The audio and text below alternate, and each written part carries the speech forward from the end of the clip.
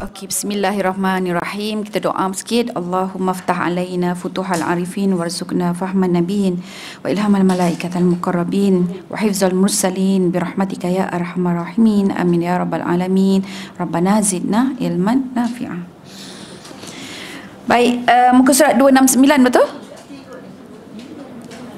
Betul ke dah tak perasan dah kita kat muka surat mana? 239. Oh, 239.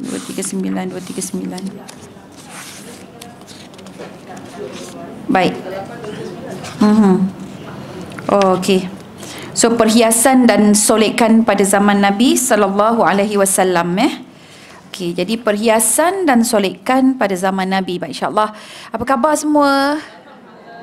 Alhamdulillah. Insya-Allah betul. Saya masjid lain-lain dah cuti dah. Bulan 12 tak ada Bukit Damansara pun dia kata tak ada Ustazah ya. Kata bulan 12 tak ada. Oh, minggu ni last. Maksudnya buat 2 minggu yang pertama saja. Kemudian 2 minggu yang kedua tak ada dah. Okey. So saya banyak masjid-masjid yang saya ada kuliah tu, dia kata Ustazah Disember dah tak ada. Disember memang cuti sepenuhnya. Masjid Al-Falah ni rajin. Ada juga kan? Yalah. Yang tak ada berkaitan dengan cuti sekolah tu, kita nak buat, nak juga menghadiri majlis ilmu kan. Okey. Baik, by the way, untuk kem cuti sekolah saya ada buat pada 22 dan 23 Disember. Saya dah letak poster kat belakang tu, nanti boleh ambil bagilah siapa-siapa cucu ke, jiran ke kan. Kalau yang ada anak bolehlah untuk anak. Saya buka sebenarnya untuk 13 dan 17 tahun, tapi ramai yang minta untuk 11 dan 12 tahun. So kita pun terima juga. Jadi 11-12 tahun, biasanya untuk yang camp kali ini saya tekankan 3 benda. Nombor 1 berkenaan dengan baligh. Jadi untuk anak perempuan dengan anak lelaki, pasal baligh saja supaya dia faham, and then macam mana dia nak mengangkat hadas. Yang kedua, kita fokus juga untuk solat dia, dan solat ini kita fokus 2 juga, pembacaan Al-Fatihah dia biar betul, dan kemudian yang kedua, mengetahui rukun yang 13 tu, 13 rukun solat. Yang ketiga, kita bantu juga, yang ini special sikit, timeline diorang. So apa yang diorang nak jadi pada masa depan ya. Jadi timeline dia tu, apa yang dia nak bentuk, apa yang dia nak achieve, apa yang dia nak capai according to their age kan. Jadi umur contohnya 12 tahun. So insyaAllah umur 20 tahun nanti awak kat mana, awak akan jadi apa dan sebagainya lah kan. So jadi tu kita panggil timeline. Dan timeline ini saya buat juga untuk anak-anak saya. Saya rasa saya dah cerita dah dengan perempuan. 2 orang anak saya yang dah kahwin dalam masa yang berbeza. Kita dah buat dulu timeline. Tapi every year kena tengok balik lah, revisit balik lah timeline tu.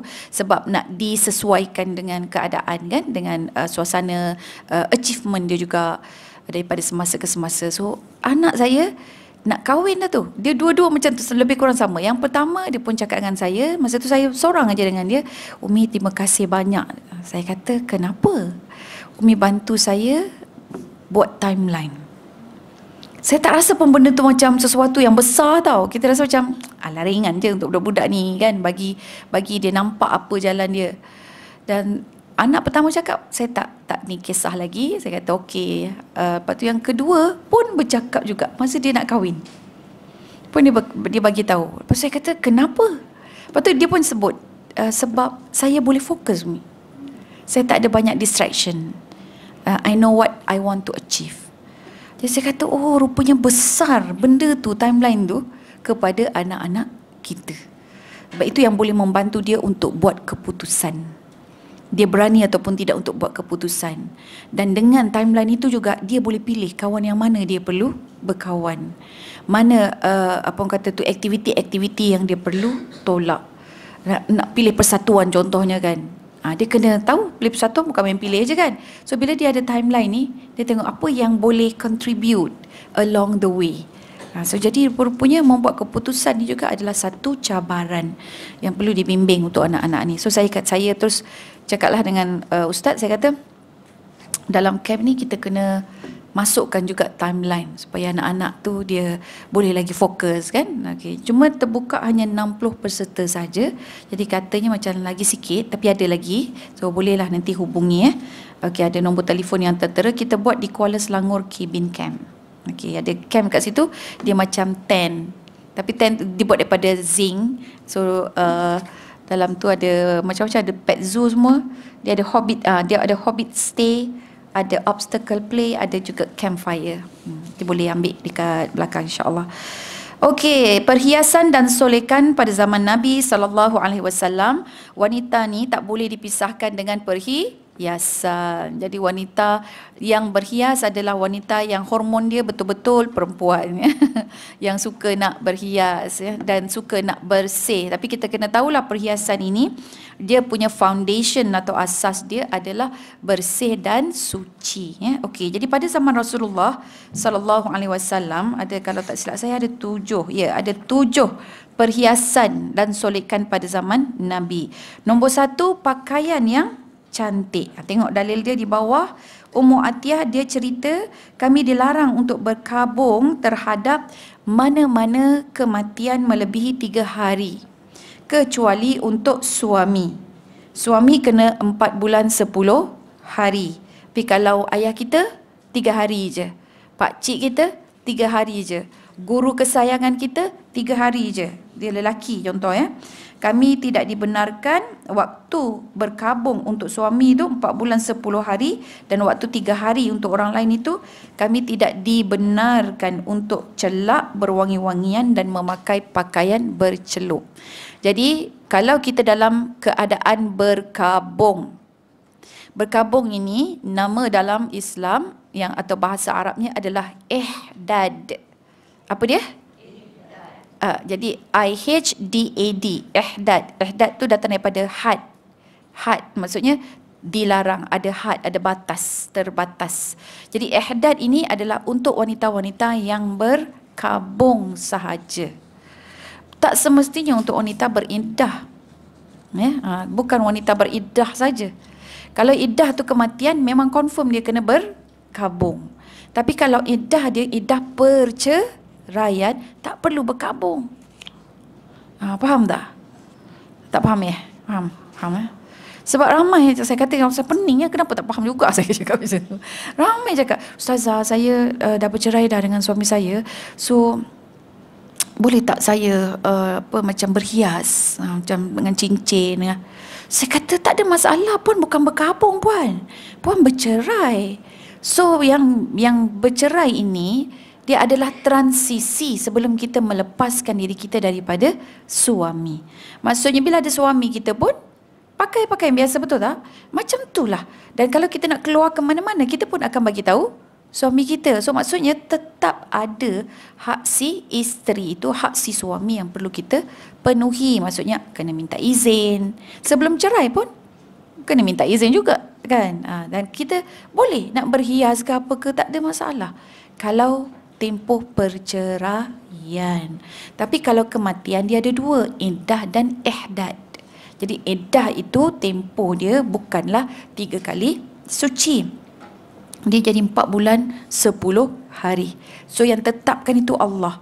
Kenapa 4 bulan 10 hari, kenapa tidak yang lain? Itu kena tanya Allah lah, kita pun tak tahu kan. Sains pun tak mampu lagi nak menembusi hikmah itu. Tak tahulah kalau dah ada kan. Mungkin saya yang tak sampai lagi untuk bacaan ataupun nak lihat begitu. Jadi 4 bulan 10 hari tentang kematian dan sebagainya. Sedangkan hikmah itu subhanallah Allah yang lebih mengetahui. Jadi kita patuh kerana iddah dan ihdad adalah sebahagian daripada ibadah. Dan salah satu daripada ibadah seorang isteri ataupun seorang wanita. Lelaki tidak ada ihdad, dia tidak ada larangan. Tapi perempuan ada ya. Baik. Subhanallah. Dan waktu satu masa ni puan cerita pasal ihdad ni, berkabung ni dengan sahabat kita lah, Malaysia tapi tinggal dekat US. Jadi kepala otak dia pun US sungguh lah. Dia kata kenapa kena ada macam ini lah, tak boleh nak itu, tak boleh nak ini. Dia kata sampai 4 bulan 10 hari. Alhamdulillah ada kawan saya yang tinggal dekat US juga. Tengok dia 2 orang tinggal dekat US. Satu dia subscribe dengan ideologi US, yang satu lagi dia mencari Islam di US. Dia kata, we have to be grateful as Muslim. Sebab kalau betul-betul yang ajaran Kristian dalam kitab dia, setahun berkabung.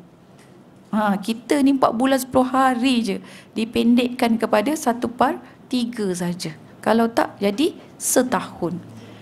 So alhamdulillah lah dia jawab. Kan? Jadi kawan dia juga yang menjawab.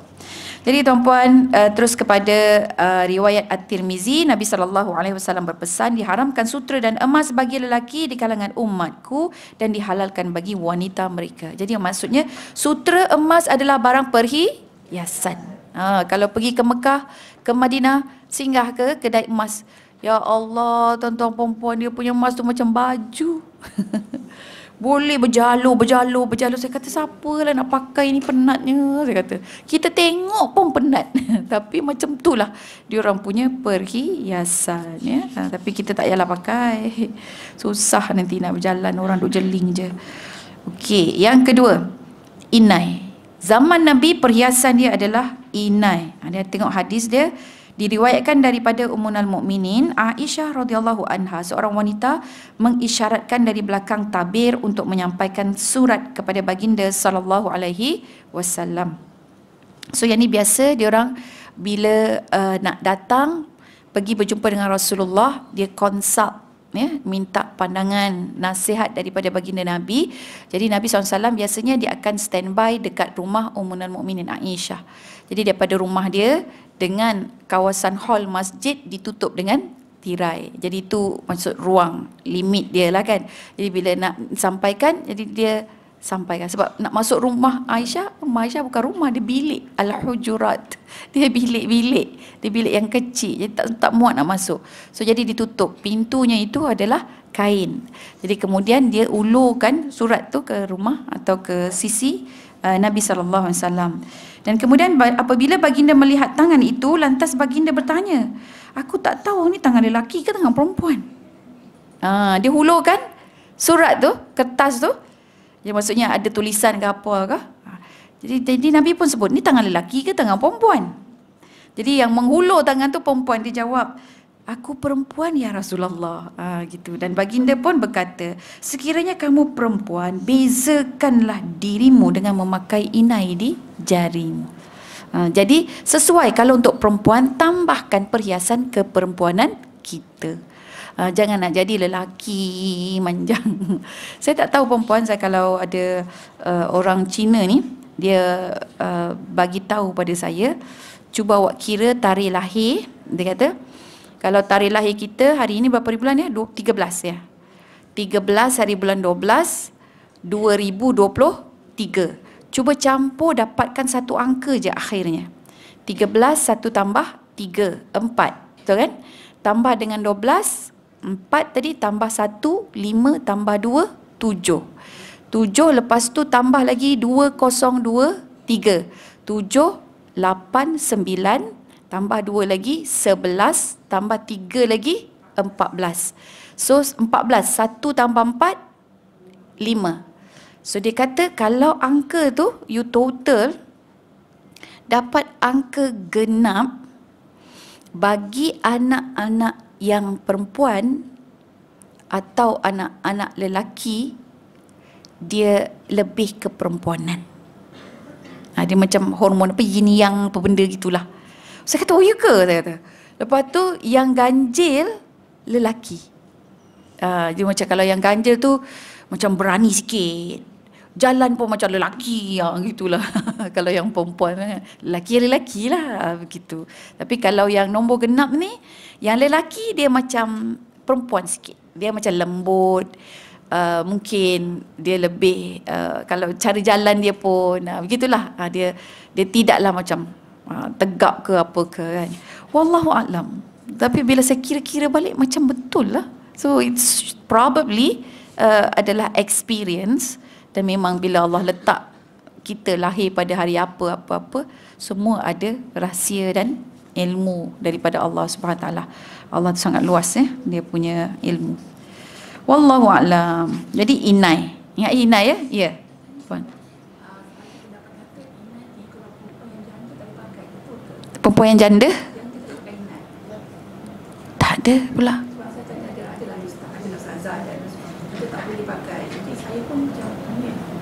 Budaya Arab Ustazah. Mungkin budaya. Mungkin budaya. Kalau dia Janda dan anak dara. oh ya ke? Pakai boleh, tapi kita pakai sarung tangan pula. Budaya Arab memang tak boleh. Ya, ya. Tapi kalau ikut wanita dalam syurga tak adalah. Boleh, boleh. Sebab dia tujuan menghias kan, tujuan dia untuk berhias yang diharuskan. Tangan ni adalah sesuatu yang kita boleh boleh expose. Jadi kalau tak ada, saya tak ada. Saya tak jumpalah. Okey. Cuma saya tak pakai inai ni, dia dalam TV. Saya dulu suka pakai inai. Cuma bila kat TV tu dia akan nampak ganggu sikit. Jadi dia orang macam tidak kata Ustazah, baik tak yakin inai lah. Macam tu. Okey, baik. Seterusnya adalah cincin. So zaman Nabi ya, waktu cincin ini adalah salah satu daripada perhiasan yang digalakkan. Ada dalil dia pun, orang yang berkahwin dengan cincin semua. Kemudian yang keempat, bedak dan pewarna pipi. Itu juga diharuskan. Ada zaman Nabi bedak dan pewarna pipi. Sampai ada satu kisah ni yang dalam dalil dia, di mana Zainab binti Abu Salamah, dia cerita waktu Abu Sufyan meninggal dunia. Abu Sufyan ini adalah pembesar Quraisy. Ummu Habibah ni anak dia. Ummu Habibah ini adalah Ummul Mukminin yang berkahwin dengan Rasulullah SAW. Nama dia sebenar adalah Ramlah. Jadi bila dia dapat tahu ayah dia meninggal dunia, maka dia pun berkabung. Dia sedih lah. Ayah dia dah masuk Islam lah. Tapi selepas Fathu Makkah kan, dia pun berkabung. Jadi sampai pada hari ketiga, jadi berkabung tu, maksudnya tak pakai solekan, tak ada apa semua. Jadi dia minta, dia kata, bagi aku bedak. Dulu bedak warna kuning, za'faran dan sebagainya kan. So jadi dia kena ada warnakan lah pipi dia gitu. Dalam sedang dia warnakan tu, dia pun cakap, sebenarnya aku tak perlukan warna-warna ni, make-up ni. Sebab apa? Dia masih sedih lagi. Dia masih sedih lagi dengan kematian ayah dia. Dia kata, sesungguhnya aku benar-benar tidak memerlukan ini. Kalaulah bukan kerana aku dengar dari Nabi, tidak halal bagi seorang wanita yang beriman kepada Allah dan hari kiamat untuk berkabung atas jenazah melebihi 3 hari kecuali atas kematian suami, iaitu 4 bulan 10 hari. Jadi because of this hadis, dia nak taat kepada hadis ni. Jadi dia keluar daripada berkabung untuk ayah dia yang ditetapkan dalam Islam hanya 3 hari sahaja. So masuk dah hari keempat tu, dia pun mewarna-warnakan pipi dia, maksudnya berhias. So daripada hadis ini juga kita sendiri boleh ambil faham bahawa solekan yang boleh, solekan yang baik itu adalah solekan yang boleh mengasingkan, membezakan kita pada waktu kita berkabung dan bukan waktu berkabung. So maksudnya kalau waktu berkabung kita dal, pakaian pun dal kan, macam kita seolah-olah tidak, sangat orang tak perasan, tidak menonjolkan diri. Even celak pun tak boleh. Celak pun tak boleh. Dan ada satu hadis yang lain, anak dia yang berkabung itu, dia nak pakai celak sebab mata dia sakit. Jadi berjumpa dengan Rasulullah, Rasulullah tak bagi. Maksudnya cari ubat lain, jangan pakai celak. Sebab celak ni dia ada 2 dalam 1 kan. Jadi penghias pun ya, jadi ubat pun ya. So ambil yang betul-betul ubat, yang bukan untuk hiasan. Okey, next celak. Dr. Abdul Karim Zaidan dalam bukunya Mufassal fi Ahkamil Mar'ah wal Baitul Muslim, dia mengatakan celak dan solekan pada bahagian mata bukanlah mengubah kekal, dan kalau ia tidak keterlaluan maka hukumnya adalah diharuskan. Jadi harus. Seterusnya gelang, subang dan rantai. Bukan ranti ya kak, rantai. Tambah A tengah tu. Jadi ranti lah pula. Jadi perhiasan ini juga ada pada zaman Rasulullah sallallahu alaihi wasallam. Cuma subang tu, subang itu kalau kita nak pakai di luar, pastikan aurat tutup. Lepas tu maksudnya dia pakai kat tudung lah. Pakai kat tudung. Macam tak betul aja ustazah. Kita tak betul, tapi ada negara-negara lain yang memang memakai anting di luar. So raikan je lah. Raikan aja. Kadang-kadang bukan rantai, dia pakai kerongsang pula yang ada rantai. Bukan subang, dia pakai kerongsang lah pula kan. So as long as dia tutup aurat, tutup aurat terlebih dulu. So kita perhiasan-perhiasan macam letak kerongsang ke apa ke, yang kalau subang ni dia emas lah, kan. Yang penting jangan dikeluarkan telinga itu walaupun sedikit, ya. Okey. Jadi di sini Okey, namun hukum sengaja menampakkannya di hadapan lelaki asing adalah haram. Sebab rantai di luar boleh lah, dalam jangan. Nak tengok tak rantai saya dibukanya pula kan? Tak boleh. Sebab gelang dia berada di bahagian aurat kita kan. Kalau pakai kat luar tak ada masalah. Tapi ada pandangan yang kata tak boleh, tak boleh. Tapi dalam kita, dekat Ina boleh sebab dia dekat luar. Macam mana? Tabarruj, dia yang dibolehkan. Tabarruj yang dibolehkan. Menunjuk, tak apalah, memang nak tunjuk. Satu tunjuk, sebab apa nak tunjuk? Sebab ya, Alhamdulillah inilah suami kita kan membelinya. Ya, tak apa. Tak apa, cuma kita niatlah untuk jadikan imej yang baik bahawa orang Islam ini ada dia punya kepribadian dia. So maksudnya kita boleh tutup aurat, tapi bila kita pakai gelang itu tidaklah menandakan bahawa kita mengharamkan perhiasan. Ya, untuk diri sendiri ya. Kalau pakai untuk diri sendiri pun saya tidak galakkan. Elok mesti kena kerana Allah juga.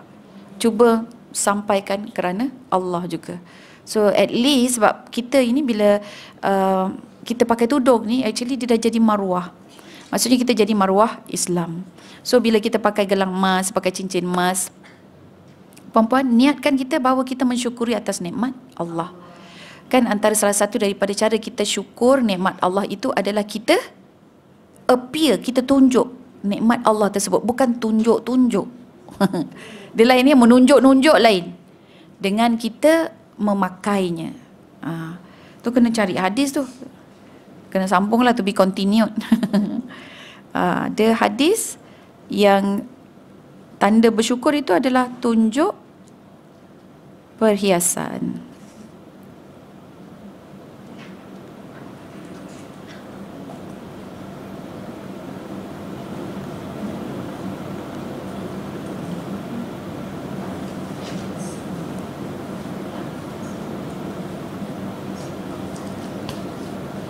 Kalau ada, sebab dia nak cari ni pun satu hal.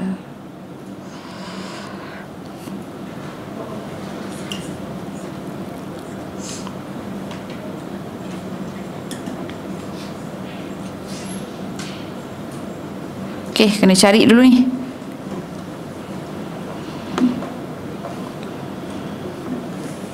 Okey, jadi gelang, subang dan juga rantai. Okey, kita tengok dalil dia sikit. Muka surat 240. Hisham bin Urwah, dia dengar daripada bapanya bahawa Ummul Mukminin Aisyah radhiyallahu anha, dia cerita beliau pernah meminjam gelang daripada Sayyidatina Asma. Tiba-tiba gelang tu hilang. Maka Nabi mengutus seseorang untuk mencari dan menjumpainya. Bila waktu solat sampai, mereka tak menjumpai air, maka mereka pun menunaikan solat. Kerana mereka cerita pada Rasulullah, walaupun tak ada air, tak ada wuduk, maka baginda Nabi SAW membacakan ayat tayammum.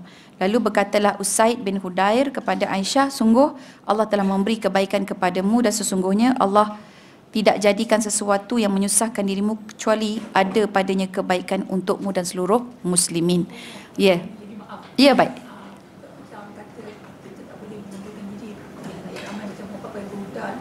Nak cover terus diri dia. Dapat kata kalau muka terlalu cantik pun jadi fitnah pada lelaki kan. Jadi dia pakai tudung, macam mana pula?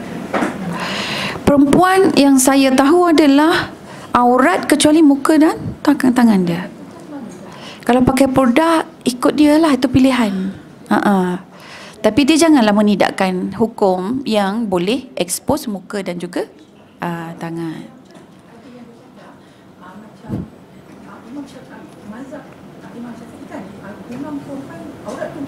Minoriti. Itu pandangan yang kecil. Ada hadis tadi kan, Kak Asjari dekat page Mufti, dia panjang banyak, dia cerita pasal nikmat tadi lah. Ada. Sebut-sebut. Terima kasih Kak As. Kak As terus jumpa dah dekat website Mufti. Dia kata wa amma bi ni'mati rabbika fahaddis. Tu surah tu. Ayat Quran ni. Ayat Quran okey, surah An-Naml ayat 40.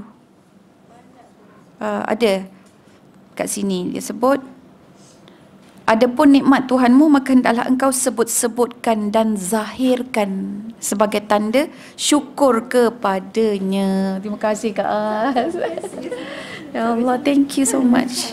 So itu ayat Al-Quran kan. Jadi betul yang perempuan kalau nak pakai purdah tak apa, pakailah.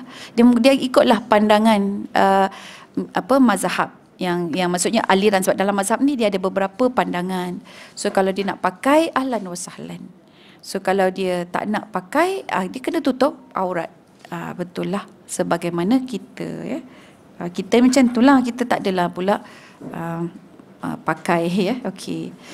Tapi tidaklah, itulah saya kata sebab dia dalam Islam dia ada 3 cara kita ni menutup aurat. Kalau tengok semua empat mazhab kalau gabungkan, nombor 1 perempuan aurat semuanya kecuali muka dia, tangan dia dan kaki. Okey. Kalau nampak macam tu maksudnya insya-Allah diterima oleh Allah. Yang kedua, sebab ini pandangan ulama kan. Yang kedua, tutup semua kecuali muka dan tangan. Yang ketiga, tutup semua kecuali mata. Tapi bila pandangan yang mengatakan tutup kecuali mata tu pun ada yang kata mata pun tutup. Jadi dia jaring-jaring lah. Jadi dia pakai jala jaring untuk dia melihatlah di situ. So memang ada perbincangan, perbahasan daripada psychological orang kata tu perspektif, dan ada sociological perspektif juga. Maksudnya daripada sudut kemasyarakatan, bagaimanakah keadaan wanita-wanita yang 3 kelompok ini tadi. Bagaimana pula keadaan sociological perspektif pula sudut kemasyarakatan untuk wanita-wanita seperti ini. Dia ada. Kalau nak tengok, boleh tengok Afghanistan, dia tutup semua perempuan dia tu. Dia tak boleh tengok langsung. Jadi even kalau dia keluar tu, dia kena tutup pakai jaring kain kasar lah, macam tu. So kita tengok dia punya social dan psychological perspektif, sama ada lelaki ataupun wanitanya itu sendiri. Ya. Memang wanita dia, saya nampak begini perempuan. Ayat Al-Quran yang mengatakan wala tabarrujna tabarrujal jahiliyah.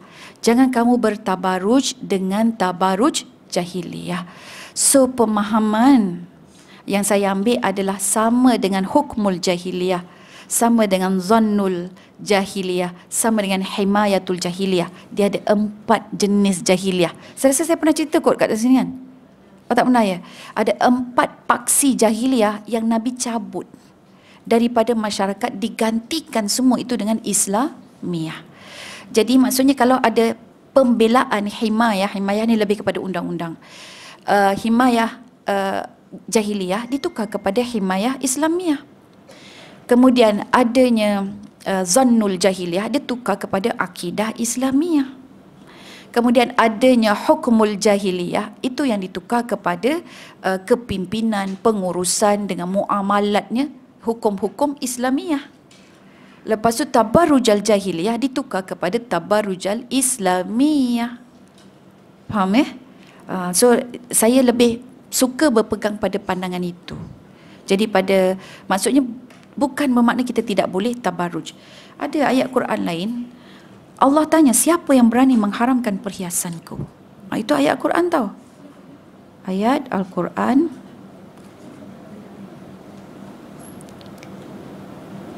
Jadi kita tengok pada maksud perhiasan. Kita elok bincang benda-benda ni sebab takut kita punya pemahaman lain kan. Jadi biar kita sesuaikan.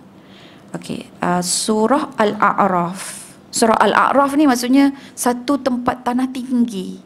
Tanah tinggi. Tanah tinggi tu maksudnya nampak itu Genting Highland, tu Cameron Highland, itu bangunan apa? Menara KL. Itu TRX kan. Okey. So, surah Al-A'raf ayat ke-32. Firman Allah Ta'ala, Qul man harrama zinatallahi allati akhraja li'ibadihi wat-tayyibati minar rizq. Qul hiya lilladhina amanu fil hayati dunya khalisatan yaumal qiyamah. Kadzalika nufassilul ayati liqaumin ya'lamun. Sadaqallahul azim. Katakanlah wahai Muhammad, siapakah yang berani mengharamkan perhiasan Allah yang telah dikeluarkannya untuk hamba-hambanya? Dan demikian juga benda-benda yang baik lagi halal dan rezeki yang dikurniakannya. Katakanlah, semuanya itu adalah nikmat-nikmat untuk orang-orang yang beriman dan juga yang tidak beriman. Orang yang beriman, tak beriman pun pakai emas juga kan, dalam kehidupan dunia. Nikmat-nikmat itu juga, tapi hanya tertentu bagi orang-orang beriman sahaja di hari kiamat. Jadi emas yang kita pakai, sutera yang kita pakai, ya, kalau di hari akhirat orang yang tidak beriman tak dapat. Kita dunia dapat, akhirat pun dapat. Nah, ya. So kemudian demikianlah kami jelaskan ayat-ayat keterangan kami satu persatu bagi orang-orang yang mahu mengambil tahu. Okay, saya memang ada jumpa dengan beberapa orang tu. Bila saya terangkan yang begini, saya kata kita kena keluarlah, saya kata paling minima pandangan saya, perhiasan ini kalau nak dia boleh bezakan orang ini tidak berkabung dan dia berkabung. Jadi lepas tu ada satu tu macam dia jeling aja, sebab cakap betul tak ustazah, sebab dia pun ustazah kan. Lepas tu saya rasa ustazah dah mulai lebih dah, dia kata saya mulai lebih kan. So masing-masing lah perempuan daripada sudut pemahaman. Wallahu alam. Kan saya tak nak lebih-lebih, nanti kan ada pula yang kecil hati kan. Tapi saya cuma terangkan berdasarkan dalil, berdasarkan apa yang saya faham. Okey. Sebab kita takut jadi golongan yang lebih-lebih sehingga kita melihat orang lain hina perempuan. Contoh yang berlaku, ya, ada sahabat kita di Malaysia ini, dia tengok yang Palestin, apa yang berlaku di Palestin, dia kata apa, memang diorang tu layak dapat. Memang tu padan, dia padan dapat. Kenapa? Tengoklah, aurat dia tutup pun tak betul. Ya Allah, how could you judge people like that, kan? Saya terkejut. So kita sudah masuk ke dalam satu kelompok yang kita rasa kita lebih baik daripada dia. So ini apa cerita ni? Hanya dengan pakaian kita boleh judge orang tu. Oh, saya masa tu panas tuan-puan. Tapi syukur sebab panggil atas nama ustazah. Kalau bukan nama ustazah, saya dah cincang-cincang dia dah. Tapi sebab saya pakai nama ustazah tu, okey, saya kena bawa maruah Islam. So ada yang berkata begitu. Saya takut perempuan, sekiranya kita telah menuduh dan memfitnah kelompok manusia pilihan Allah. Sebab ada hadis juga, memang Nabi sebut ada satu kelompok yang dia berpegang dengan ajaranku dan dia sanggup berkorban pula untuk Allah. Dan para sahabat tanya, di manakah mereka ya Rasulullah? Sampai hari kiamat kata Nabi ada. Dan Nabi kata, ya, mereka ini ada di sekitar Aqsa, ada di Aqsa dan di sekitarnya, sampai hari kiamat. So jadi kalau diorang pakai tudung kecil ke pakai tudung dia kan, jenis tudung diorang kan, jenis ada yang jenis, saya dapat satu jenis tudung tu, satu tudung tu tudung Palestin juga daripada Imam Masjidil Aqsa. Sampai sekarang saya simpan walaupun dah nipis.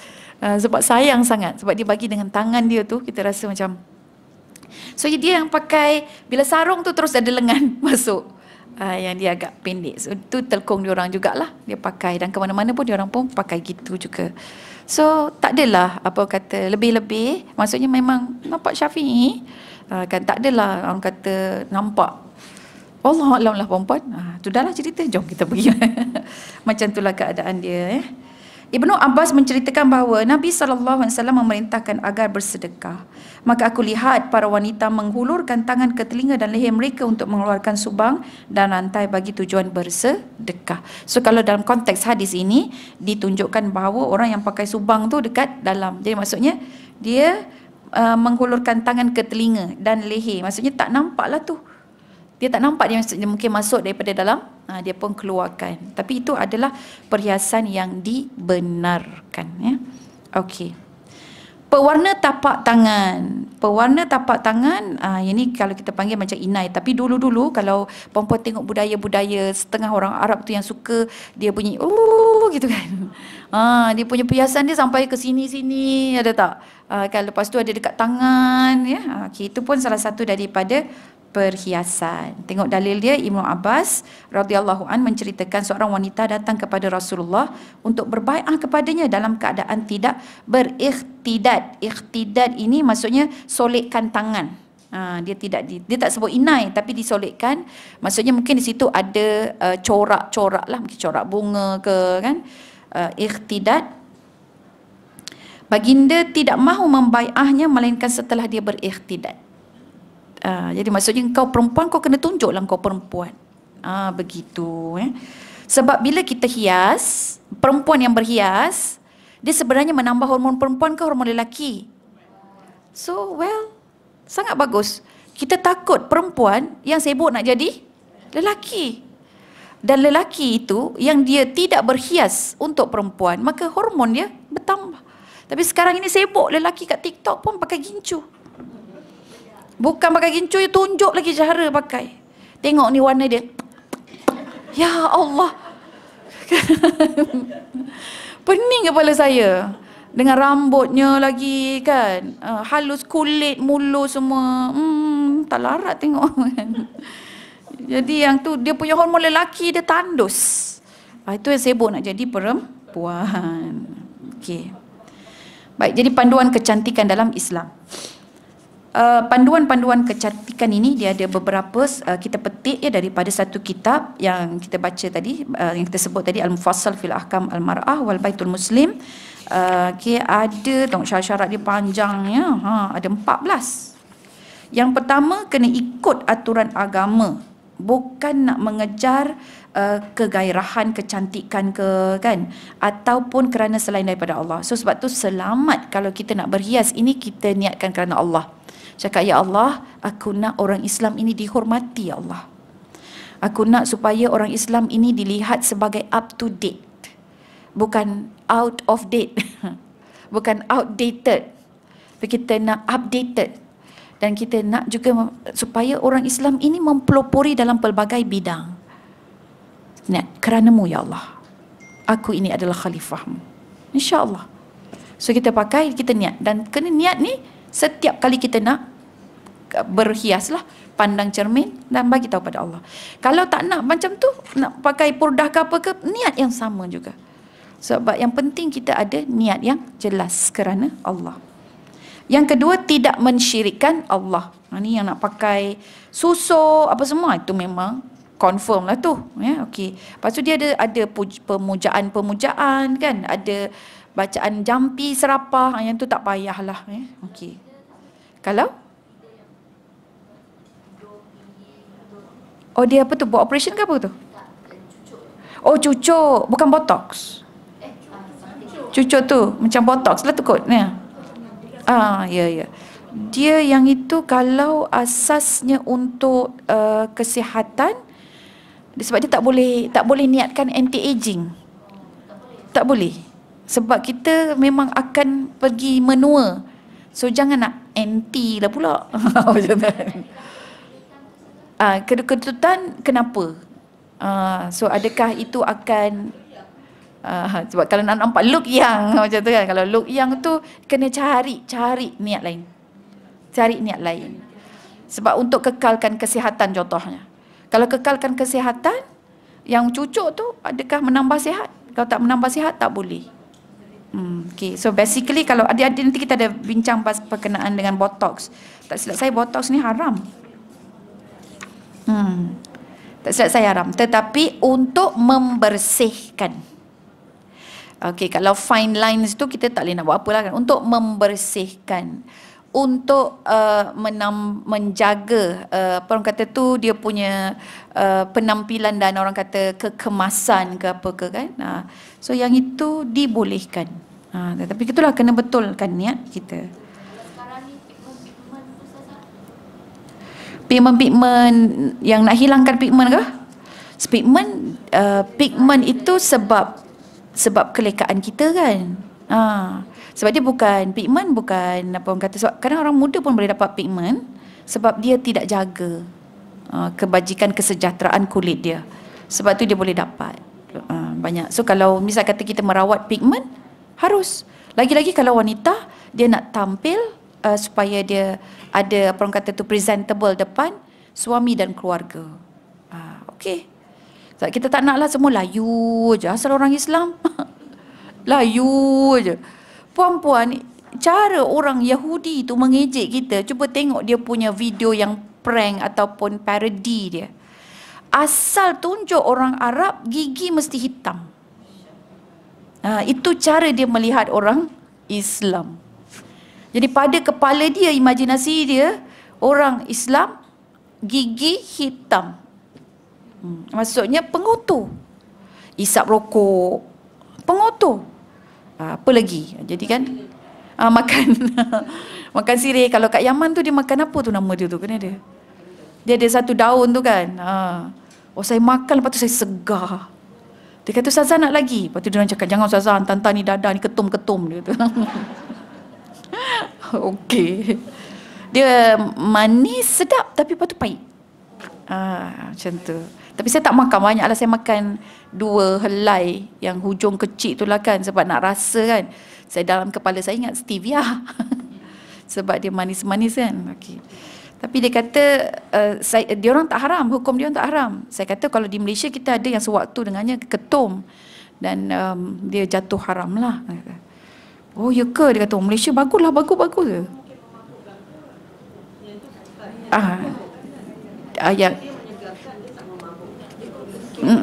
Ya betul. Yang Yaman tu dia tidak betul. Dia menyegarkan, tapi dia kalau dia lebih dos dia boleh. Kalau lebih dos dia boleh inilah. Boleh dia jadi tak betul. Baik, sebab saya tanya dengan kita punya pengiring yang bawa tu, dia nampaklah ada seorang tu bawa memandu kereta punya laju macam pelesit kan. Kita pun terkejut. Lepas tu dia pun sebut katalah dia tengah makan daun lah tu kan. Lepas tu saya tanyalah, tuan tak makan ke? Dia presiden untuk NGO tu kan. Oh saya tak. Lepas tu tanya seorang pensyarah tu, doktor tak ambil ke? Oh tak, saya tak ada. Dia gelak. Jadi maksudnya kita tahulah orang-orang yang ada akhlak ni dia memang tak nak ambil lah.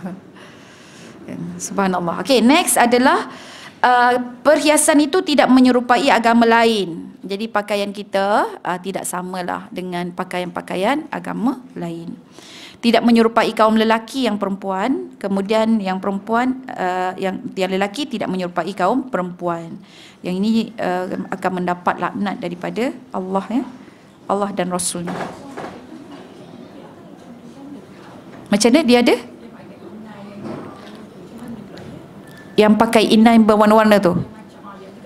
Ya, yang itu dia boleh jatuh ikhtidat.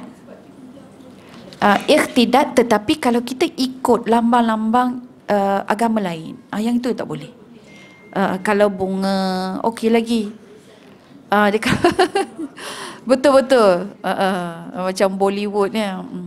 Kita mula-mula dulu ingat anting-anting apa? Ya, hidung. Subang hidung tu tak boleh kan? Tapi rupanya orang Pakistan ramai yang pakai sebab it is part of dia orang punya culture, culture dan Islami. Bila saya baca satu buku sejarah ni, Sayyidatina Sarah dia pun pakai juga di hidung. So boleh, tapi sekarang ni masalahnya dia dipopularkan oleh orang-orang fasik kan. Jadi bila orang-orang fasik yang popularkan, kita tak bolehlah pakai.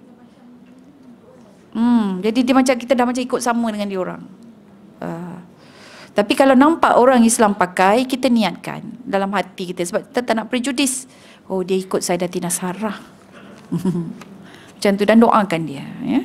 Okey. Lepas tu yang kelima, produk dia mesti suci dan bersih.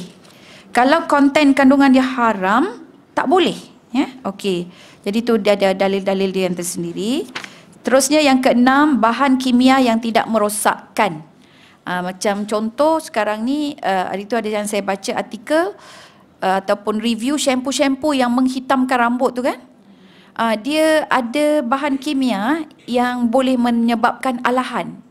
sampai merah, rashes naik, kadang keluar air hidung, air mata lagi, gatal atau ruam kecil-kecil, macam tu kan. So yang itu boleh jatuh haram. Ya, kalau kita pakai juga dia boleh jatuh haram sebab dia memudaratkan kesihatan. Dia mudarat je pada kesihatan, hukum dia haram.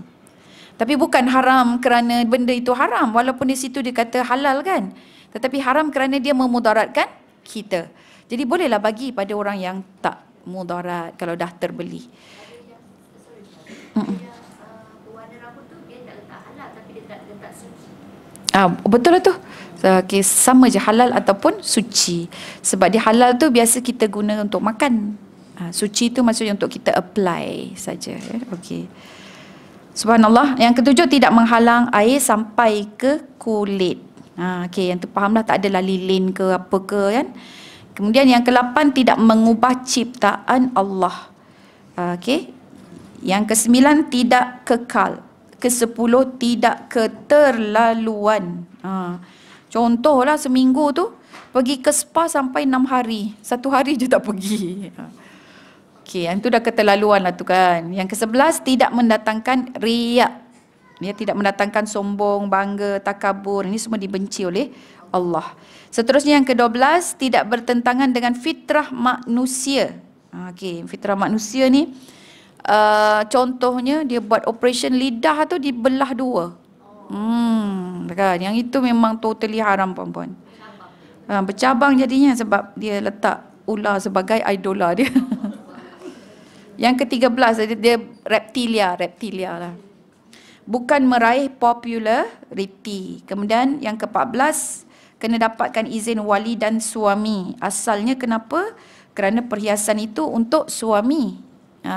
Perhiasan kita adalah untuk suami kita. Tapi kenapa kena bagi tahu wali dan suami ni? Sebab duitnya dari dia. Biayanya itu dari dia. Okey. So itu asalnya ya. Okey. Tapi kita kena menghormati mereka, tanya dulu Ada yang suami kata, "Ya Allah, tak apalah, biarlah rambut putih, tak apa." Tapi pagi-pagi kita kejutkan dia, bang bangun, "Ya Allah, terkejut abang yang kecil pun mana?" Dia kata. Sakitnya hati. Adalah yang bagi tahu. So, saya kata kalau macam tu hiaslah diri. So keluarlah daripada zon putih. Cuma kalau pakai tu elakkan daripada warna hitam. Tapi ada kalau perempuan boleh warna hitam, harus.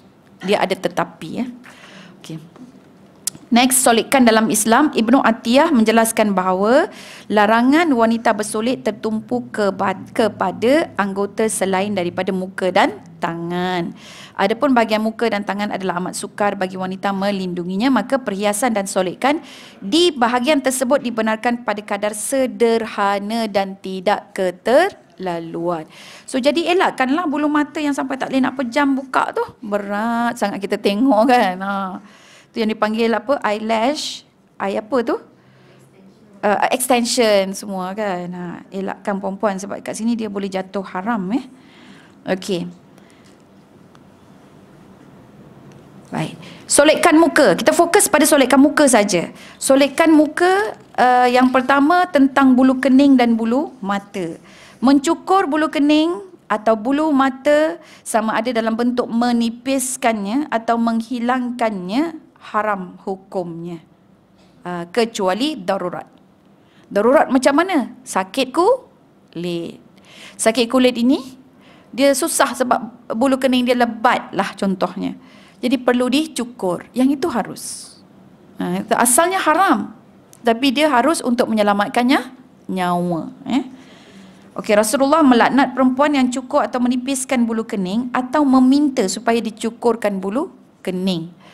So yang peniaganya, pemilik salon tu, yang tolong tukang soliknya pun, yang minta pelanggannya, kliennya pun semua dilaknat atau berdosa.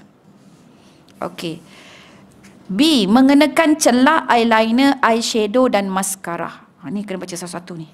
Hukum menghitamkan atau menebalkan kening mahupun bulu mata dengan celak atau eyeliner yang warna hitam adalah sunat, mengikut pandangan sebahagian ulama.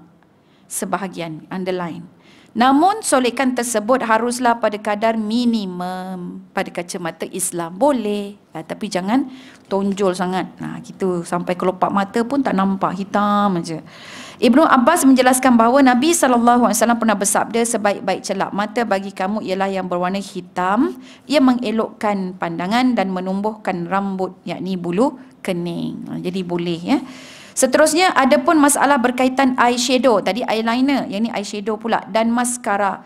Hukum penggunaannya adalah harus. Namun antara kriteria yang perlu diperhati adalah pemakaian eyeshadow dan maskara ini tidak berlebihan. Lepas tu kena jaga niat. Bukan nak tunjuk, tarik perhatian atau tunjuk kita cantik ke, bulu mata kita ni ke kan. Bahan yang digunakan kenalah bahan suci dan tidak menghalang air. Kalau menghalang air, waktu nak wuduk kena bersihkan. Okey, warnanya juga tidak keterlaluan. Tiba-tiba merah lah pula kak bulu mata kita kan. Dan bukan atas perhiasan kekal. Ya. Pemakaian alat solid sebegini juga amat tidak digalakkan dalam Islam kerana ia terlalu hampir kepada fitnah serta ia juga di luar norma masyarakat yang berpegang teguh kepada ajaran agama yang berlebihan tu. Maka adalah lebih baik sekiranya hanya mengenakan celak hitam kerana pemakaian tersebut adalah sunnah Nabi serta mempunyai kelebihan dari sudut kesihatan. So eyeshadow, kemudian ya, maskara yang itu boleh tapi tidak digalakkan. C. Bulu kening dan bulu mata palsu. Penggunaan bulu mata palsu atau bulu kening palsu atas tujuan kecantikan semata-mata adalah haram. Underline, atas tujuan kecantikan semata-mata. Tapi yang harus bila? Perubatan. Kerana contohnya dia duk sibuk bakar tudung, kau dulu-dulu kan bakar tudung, ataupun dia buat kerja terbakarlah pula dia punya bulu mata tak tumbuh-tumbuh. Dan seandainya terbakar bulu mata dia itu, tak boleh pula dia nak buka mata, maka pemakaian eyelashes ini dia boleh jadi wajib. Sebab takkan dia nak pejam mata je kan, dan dia nak bekerja. Jadi pada satu-satu situasi dia jadi wajib untuk elak ditipu kan, untuk elak salah guna atau orang pergunakan dia ke. Jadi dia boleh jadi wajib pada waktu-waktu tertentu. Pada waktu biasa dia jadi harus. Nak mengaji tak boleh. So jadi nak mengaji tu, bolehkan dia nak mengaji, baca Al-Quran, pakailah. Kan sebab kalau tak ada bulu mata, kita tak boleh nak buka mata kan. Baik, bulu kening. Okey. Oleh demikian, berdasarkan kaedah kias, kebanyakan ulama melarang pemakaian bulu palsu sama ada di kening atau kelopak mata atas tujuan kecantikan semata-mata. Selain itu, penggunaannya juga terdapat unsur penipuan serta mengubah ciptaan Allah pada perkara yang dilarang. B. Kanta lekap. A tadi selesai yang bulu-bulu, B kanta pula. Kanta lekap agaknya hukum dia apa Harus. Penjagaan mata merupakan satu perkara yang penting bagi setiap manusia. Tanpa mata yang baik, hilanglah sebahagian nikmat hidup di dunia. Bagi manusia mempunyai masalah penglihatan yang kurang jelas, pelbagai kaedah dan rawatan boleh digunakan, antaranya melalui pemakaian cermin mata. Jadi ada lagi yang lebih ringkas dan mudah melalui pemakaian kanta lekap. Kanta lekap ini dia kurangkanlah beban pada kita punya bahagian sisi kepala dan telinga. Kadang setengah orang sampai lekuk, sampai bengkak, kan? Jadi sampai kadang-kadang berdenyut begitu.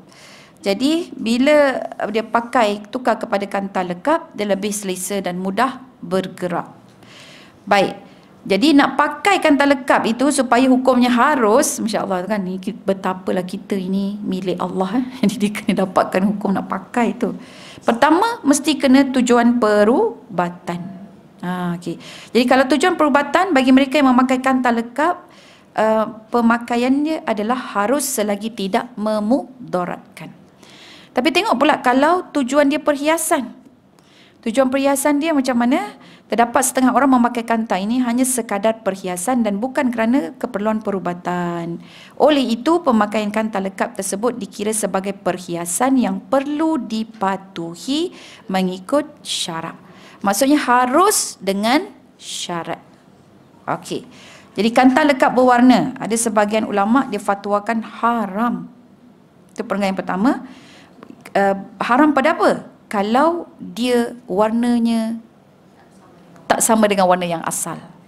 Okey. Jadi di situ terdapat unsur mengubah ciptaan Allah, dikata itu adalah penipuan. Itu daripada mana? Itu daripada Syekh Abdullah bin Abdul Rahman. Jadi ini ulama bukan daripada Malaysia. Tapi yang daripada Malaysia kita ambil pandangan daripada Jabatan Mufti Negeri Perlis. Fatwa dia, dia kata adalah dibenarkan untuk memakai kantar lekap berwarna seperti yang diterangkan di atas kerana ia tidak dianggap menipu si pelihat. Ia dianggap sama secara analogi dengan memakai hiasan luaran yang dibenarkan. Sebab rata-rata orang tahu warna mata dia bukan warna itu.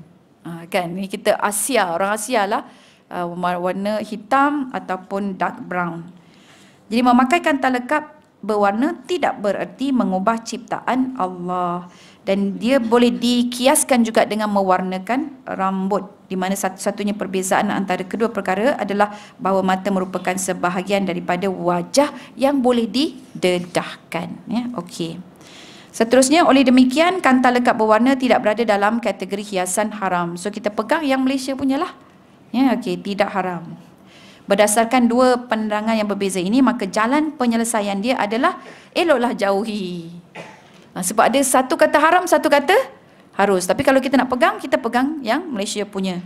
Tapi kalau nak lagi bagus, tak payah. Okay. Pakai yang tidak berwarna, tapi yang untuk bantulah, sebab setengah orang dia mata dia okey, cuma dia nak warnakan je. Itu yang tujuan perhiasan dia tu, kan? Dia nak biar nampak warna dia lain je. Okey.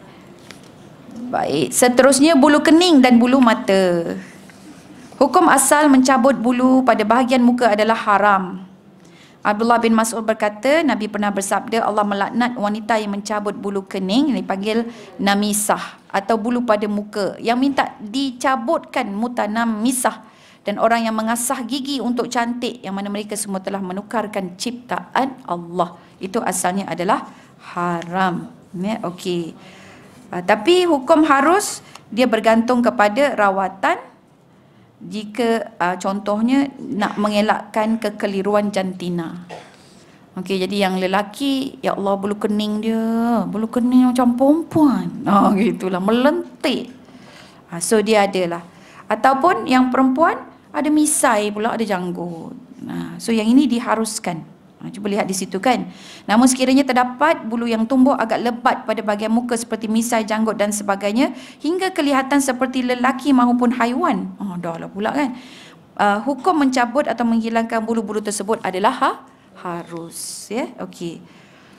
Baik, dan tapi dia tengok juga rawatan. So rawatan tu mesti jangan memudaratkan. Baik. Di gincu bibir. Kita habiskan perhiasan ya. Gincu bibir termasuk perhiasan yang dibenarkan dalam Islam. Namun kena pilih warna yang tidak terlalu menonjol, macam ada perasaan nak menggoda lah pula. Ya, okey. Pastikan bahan dia mesti bersih. Bersih daripada perkara yang meragukan. Dan seandainya kita pakai gincu tersebut atas maslahah kerana cuaca, kita nak menjaga bibir kita daripada kering, merekah, pecah. Sebab mulut ni lah, bibir ni juga yang kita guna untuk makan. Bibir ni guna untuk bercakap. Maka mengenakan gincu ataupun moist untuk pelembap adalah sunat. Namun masih lagi pada kadar diharuskan. Okey, nampak tu? Dia ada perenggan tu kan? Okey. Bedak dan pewarna pipi harus hukumnya. Hukum dia harus. Namun keharusan ini tertakluk sekali lagi pada peraturan-peraturan. Jadi dia ada dalilnya di mana Ummu Habibah diminta tadi yang sebagaimana kita baca ya. Cuma pastikan jangan keterlaluan sehingga merubah muka kita yang asal. Muka umur 60 tahun jadi 16 tahun. Atau 20 tahun. Ada perempuan di luar negara, dia kahwin, suami tu kahwin dengan isteri dia. Bila bangun pagi, melompat dia, tengok. Lepas tu diceraikan isteri dia. Pagi tu juga. Sebab selama ini perempuan tersebut dia memakai solekan yang macam ala-ala lukisan. Jadi dia boleh dilukis ikut muka siapa yang dia nak. Jadi bila dah malam dah tidur dah, tak nampak, gelap kot. Pagi buka terkejut, dikata dia kahwin dengan nenek. Dia kata. So bila dah bersih tu, orang yang keterlaluan pakai alat solek tu memang dia akan jadikan muka dia lebam lah. Okay. Jadi tak cantik, bibir pun lebam. Okey. Dan ada satu formula ataupun di mana hadis Nabi mengatakan wangian lelaki yang kuat baunya. Perhiasan lelaki ni, dia wangian dia, bau dia kuat. Tapi warna tak ada. Lelaki dia tidak bermain dengan warna. Perempuan, warna dia nampak. Tapi wangian dia kurang. Okay. Last sekali, rawatan gigi. Mazhab Syafi'i berpandangan, semua rawatan kecantikan yang boleh mengubah bentuk asal adalah haram. Okey, nanti. Namun, sekiranya dilakukan atas tujuan perubatan. So, kalau braces ni, tujuan dia apa? Rapatkan gigi supaya kalau dia minum sup tak keluar balik. Contohnya kan. Kalau dia nak sebut sin, shin tu tak adalah bersembuh. Okey. So jadi di situ ada unsur-unsur perubatan. Maka diharuskan. Baik. Okey. So jadi di sini pun ada hadis ataupun dalil dia. Jadi gigi palsu, penggunaan gigi palsu adalah harus. Lagi nak membaca Al-Quran dengan tajwid yang betul. Lagi nak membantu menghadamkan makanan. Subhanallah. So ada ni kisahnya yang diceritakan di sini di mana Saidina Arfajah ibnu As'ad.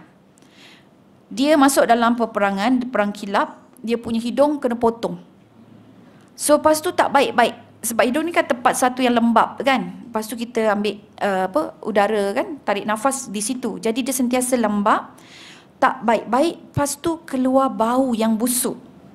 Dan waktu ini Saidina Arfajah dia guna perak. Dia mengguna hidung palsu perak, busuk. Dan kemudian Rasulullah pandang dia, Rasulullah sebut, dia kata tukar, ambil hidung palsu emas. Lelaki boleh tak pakai emas?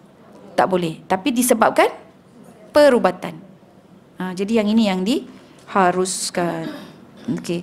Jadi ulama juga berpendapat sekiranya seseorang yang memakai gigi palsu meninggal dunia, lepas tu gigi palsu tu tak boleh ditanggalkan. Sebab sekarang ni orang buat apa? Bridging, lepas tu apa dia implant kan. Okey, dia tanam. So kalau yang itu ustaz sampai dah ya. So dia implant. So kalau yang itu bolehlah ditinggalkan bersama dengan jenazah. So akhir sekali pendakap gigi, sebahagian ulama dia mengharamkan pendakap gigi kalau tujuan itu kecantikan semata-mata. Tetapi kalau kerana kemalangan ataupun keaiban, aib, hidung gigi dia mancung sangat lebih daripada hidung, nak bercakap tu orang akan tengok tu dulu dan jadi bahan, boleh untuk ambil pendakap gigi dan diharuskan. Baik, insyaAllah kita akan sambung tentang hiasan tangan ya tuan-puan pada tahun depan.